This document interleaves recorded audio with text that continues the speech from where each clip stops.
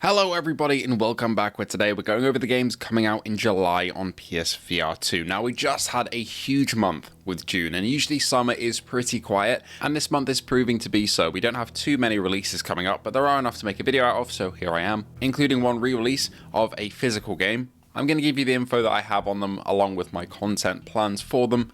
But as I said, last month was ridiculously huge. So many games got announced out of nowhere, and updates got announced out of nowhere as well. So if you go back and look at the June video, there's so much missing in there because we simply didn't know about it. So there's all the possibility that in July we could get a ton of updates and games out of nowhere too. But just as an example, last month we got Epica, Zombie Army VR, Badminton Time, Escaping Wonderland, Presentiment of Death, Maestro, Under Citadel, VRider, and updates to Hitman, Wanderer, Gran Turismo 7, Phasmophobia, just to name a few. So it was a massive month back then. This month though, just a couple. Before we get into it, only 25% you are subbed to the channel, so please feel free to do so. And thank you to our patrons and members who are all on screen right now. With that being said, let's start with Firmament. Now, Firmament has been a long time coming. They've bashed against the walls of QA over and over again, trying to get through certification, and they finally have. Now, I hear some creators got access to the game and will be reviewing it today. I, unfortunately, am not one of those. I reached out to every social channel and press channel that I could get for Cyan, nothing doing. So I have no idea if I'm going to get the game, when I'm going to get the game. But if I do, I'll get out a review as fast as possible for you guys. However, by the time this video goes out, there probably will be some reviews out already. Firmament is a puzzler set in a world of huge scope. From the trailer, you can see that the visuals here look fantastic, and that we can only hope that the PSVR2 does it justice. Looking at walkthroughs, this could last you anywhere from 3 to 10 hours, to be honest, depending on if you know how to solve the puzzles, of course, which all of the fast walkthroughs do, but on your first playthrough, it'll probably take you on the longer end of that.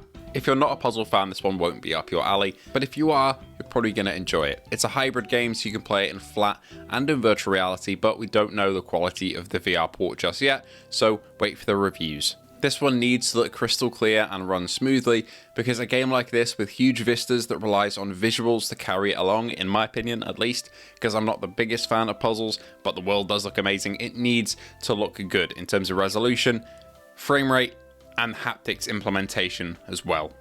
Moving on from that, we have Crave.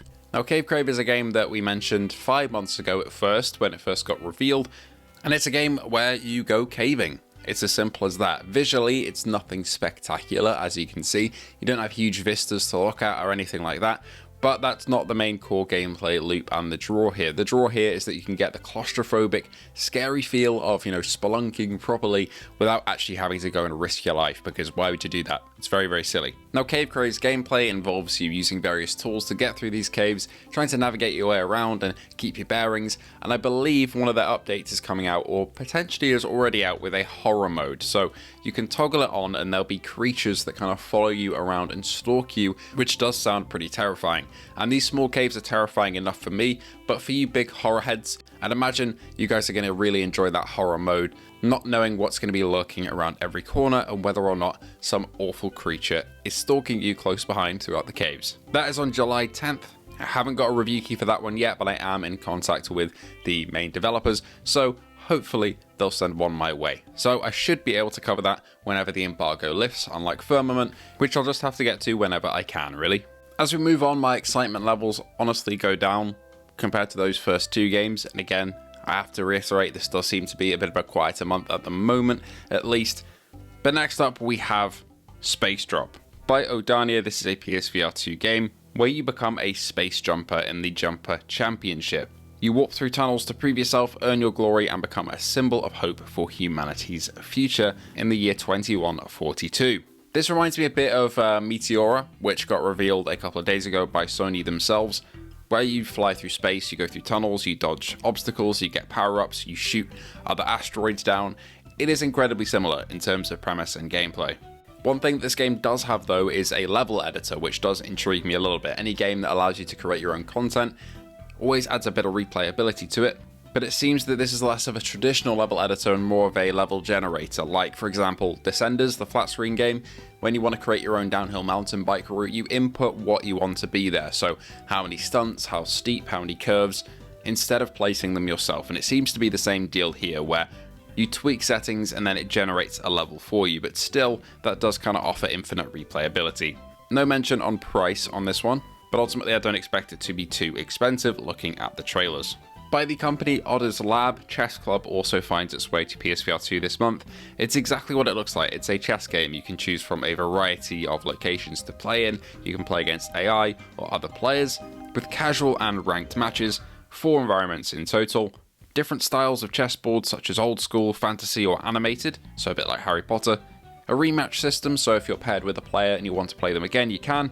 There's a move history as well, so you can check previous moves if you're trying to improve your skills and keep track of the game, different timing rules and fight animations and sound effects for the chess pieces. This is out on the 18th, and this one isn't really a scam unlike our final game on this list.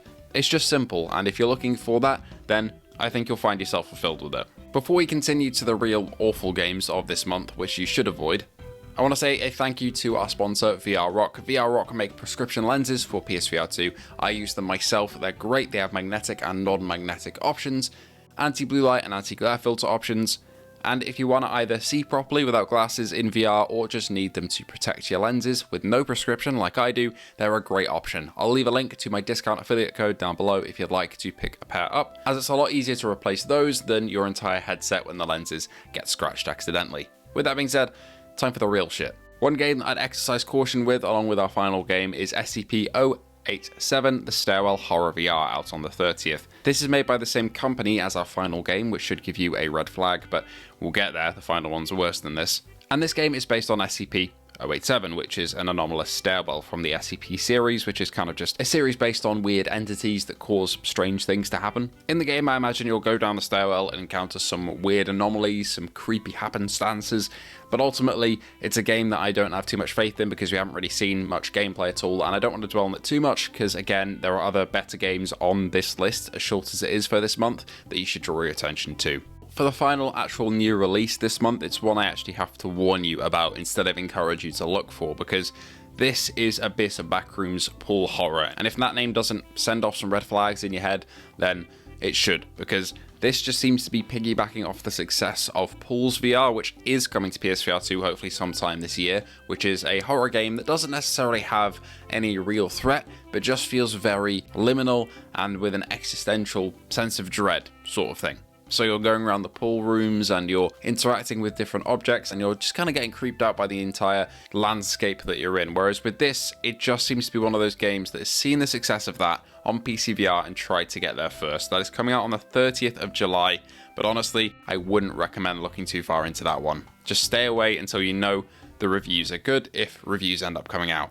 So those are the actual releases for this month, but on July 11th, we have the physical edition of Badminton Time. Now, Badminton Time came out last month, and honestly, I did enjoy it. It had its issues, but I was having a fun time with it all the way through. But yeah, it's not the deepest thing in the entire platform, but if you want to add another game to your physical collection, then this might be one for you. I'd imagine sometime this month we'll get the actual release of VRider SBK at the price that it should be, by the way, so if you bought that game already, contact Sony support and you get a refund, because it's about £10, euros or dollars more expensive than it should be. It went out early and it should not be that price, so go and get a refund if you can, and this month we should see the correct pricing of the game rolled out to all customers on the PS Store, so that's when I'm going to officially regard this game as out there. Anyway, that'll do us for this month. It's very possible that a bunch of updates and games will drop out of absolutely nowhere as they did for last month, so even though it seems like a quiet one, it may end up that I'm completely swamped like I was last time, so we'll see. Anyway, thank you so much for watching, and I hope to see you all in the next one.